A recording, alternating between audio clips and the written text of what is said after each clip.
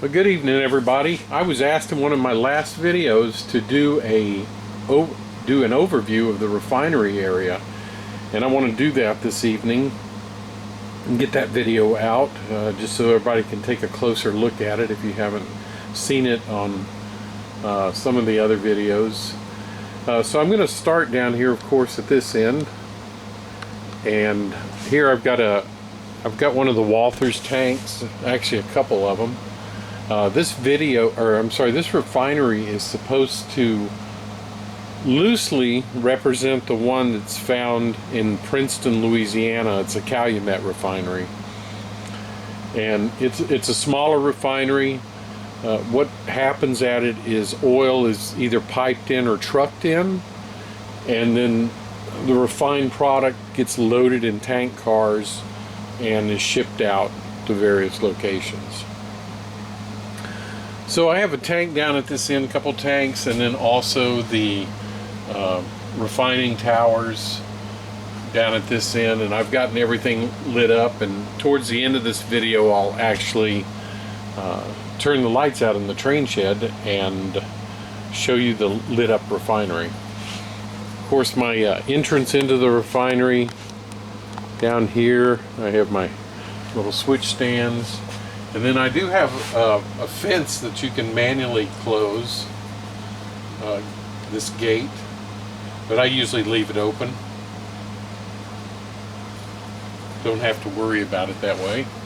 So I also have a backdrop that I purchased, and I think what I'm going to do to make it blend a little bit better is I don't want everything on the backdrop, so I am going to actually cut the backdrop out, the buildings that I need off of it, and then I will just, this is a sticky backdrop, so that way it'll, you can see the trees that I've painted and my sky behind it, because all it'll have are the tanks and the buildings that I want.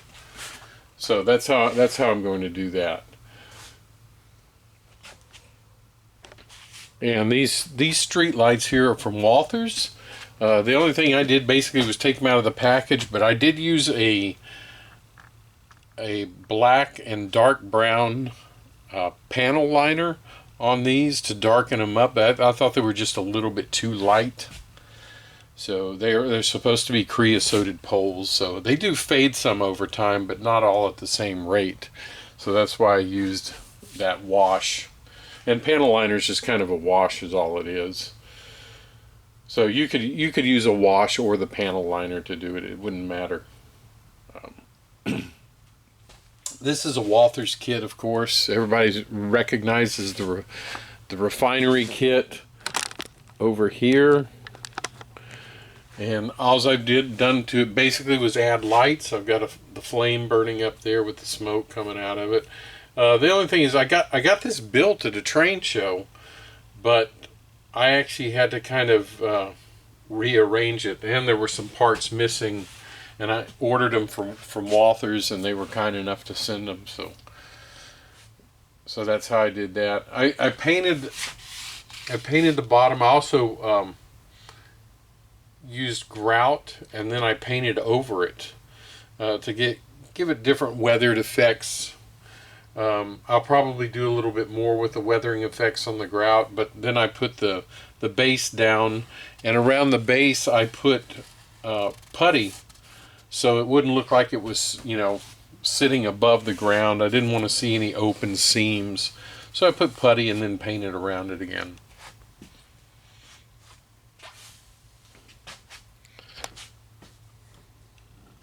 So going down this way, you just see some more refining towers.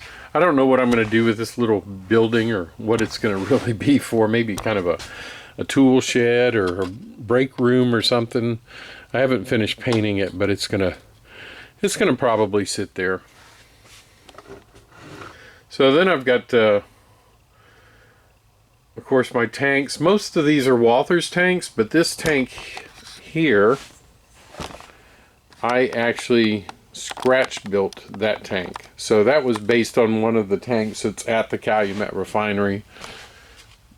it was larger than any of the Walthers tanks. So what I did is the base, this is actually something I ordered off of Amazon. It's a flower arrangement vase. It's just circular, and I think it was 8 inches in diameter. So I took that, and then I took a for sale sign and cut a wedge out of it, and now that's a for sale sign. That's the roof of this tank. And then I took some strip styrene along the roof and glued it down, and then also strip styrene around the tank. Oh, and then I had a ladder and some brass railing, and then I've got 4 LEDs on the tank as well. So I said most of the stuff in here is Walthers Kits, but that I happened to scratch build. So as we go down, and I'll come back with the look at the loading platforms in just a minute. Another Walthers kit is there, and once again I went around it with the putty, you know, just to make sure that it was flat to the ground. I haven't exactly figured out how I'm going to do it with these Walthers kits, though.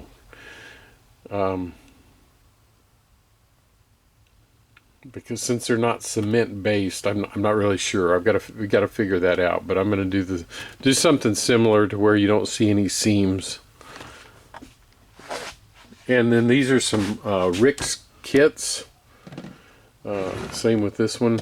These two, those are Rick's. And then this is another Walthers kit here, as well as all that. So, and then I think I said that these were Walthers in the beginning. If I did, I was wrong. These are actually Woodland Scenics. These lamps here. So.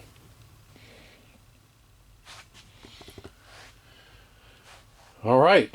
So, once again, the fencing's all done with tool, like I said, and 30 thousandths rod. Now let's get on to the loading platform. So there's actually 16 loading platforms here that I have that I put together. Now these loading platforms don't fit together exactly correctly. So if you do buy the kits, you can see my series on building them. They just weren't made properly. So because of the pipes, if you get the pipes together, the platforms have gaps. If you don't get the pipes together, then you can not gap the platform, but you want the pipes together. So that's the major thing, is make sure all of the pipes are together. So what I did on most of the platforms is there's actually a piece of strip styrene in between the two platforms. So it doesn't look out of place, and it's all painted the same color. So that's all I did to get those.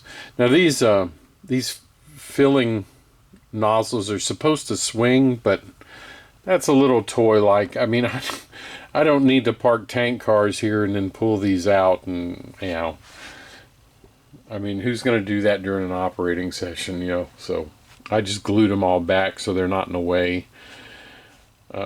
I ran down the other side, the opposite side that you can't see. I ran a bus wire for all the lights that are under each of these awnings.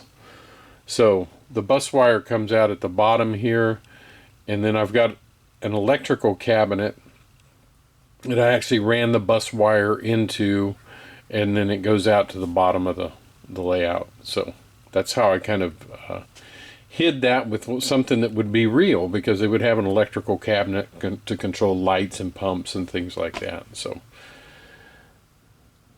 that's how I ended up doing that. I put little stains where the loading racks were.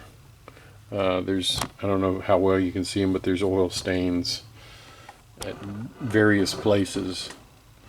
So that's my loading rack all the way down. The awnings, of course, don't come with a kit. Those were handmade. I got some corrugated material that's just corrugated plastic made to look like corrugated sheet metal.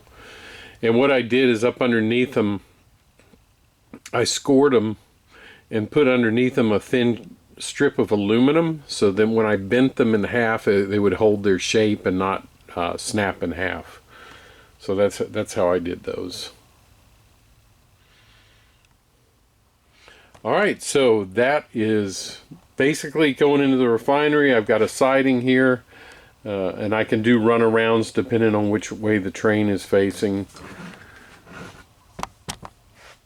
And then I have 2 refinery tracks on either side of the loading racks. So there's a total, if I had 40-foot cars, there would be a total of 32 spaces. But when you're loading 50-footers or 50 or 60-foot tank cars, you don't use, you've got a tank car taking up 1.5 spaces. So with these Walthers loading racks, there's no option, really.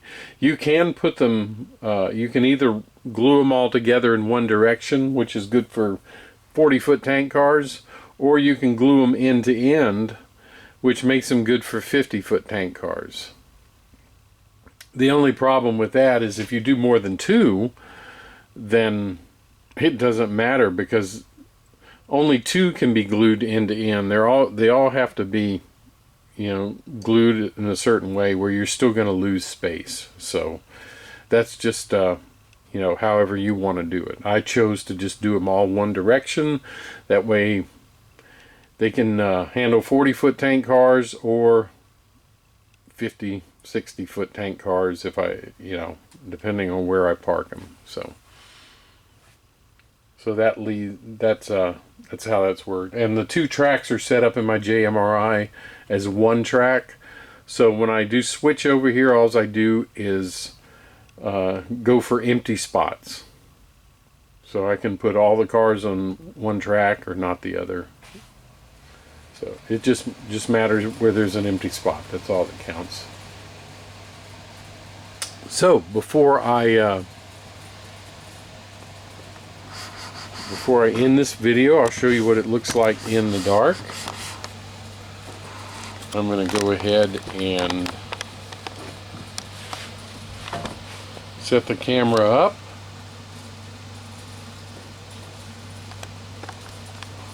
And then I will go over and turn the lights out.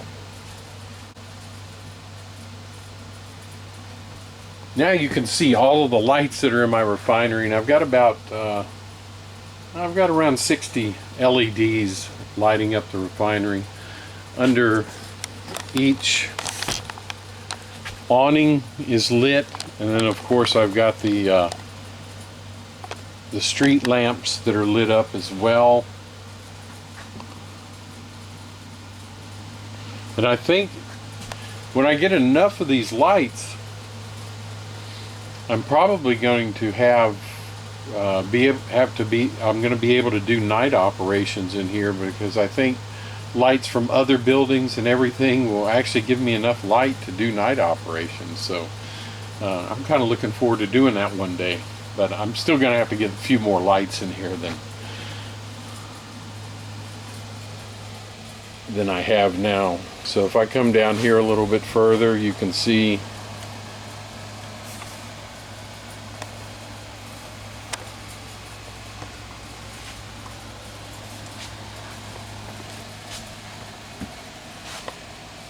if I come down here a little bit further, you can see that I have the LEDs on top of my tank there.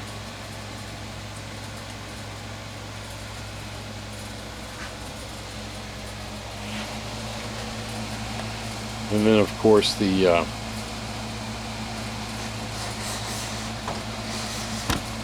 refining towers are lit up, and the flame coming off of the stack there. So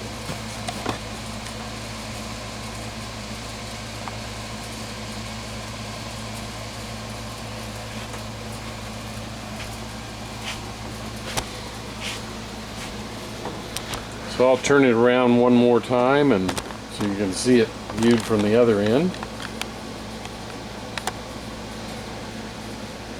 So you can see the amount of light that throws out.